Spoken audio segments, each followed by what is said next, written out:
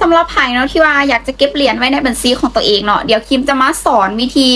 swap เหรียญ USDT ไปเป็น USDC แล้วก็ swap จาก USDC มาเป็น USDT นำกันเนาะเพราะว่าในการ swap เหรียญของเขาก็คือการเก็บเหรียญจาก USDT ไปเป็น USDC เพื่อจะเก็บไว้เพื่อบ่ให้ถอนออกได้เนาะเดี๋ยวเรามาเบิ่งน้ำกันเลยเพียง1 นาทีเท่านั้นหลังจากที่เราเข้ามาในหน้าต่างของ BXT แล้วเนาะให้เรากดเข้าไปที่3ขีดด้านซ้ายมือเลยกดเข้ามาแล้วเนาะให้เราเข้ามาที่กระเป๋าเงินเนาะถ้าเป็นภาษาอังกฤษมันจะเขียนว่า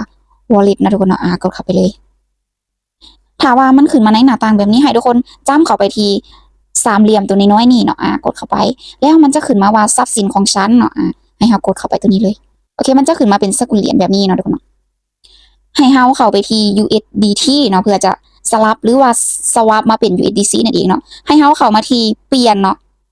หรือว่าสวาปนั่นเองเนาะเป็นภาษาอังกฤษหลังจากที่เราเข้ามาในหน้าต่างนี้แล้วเนาะให้เราป้อนจำนวนเหรียญที่เราจะโอนย้ายไปนั่นเนาะ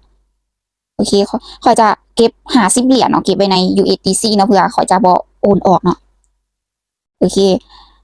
กดคำว่ายืนยันเปลี่ยนถือว่าสำเร็จแล้วเนาะในการโอนย้ายจาก USDT ไปเป็น USDC เนาะถ้าว่าทุกคนอยากจะถอนเงินออกแบบนี้ให้เข้าไปที่ USDC เนาะเพื่อจะสวาปมาเป็น USDT เพื่อจะถอนเงินออกถ้าว่ามันเป็น USDC จะบ่สามารถถอนเงินออกได้เนาะ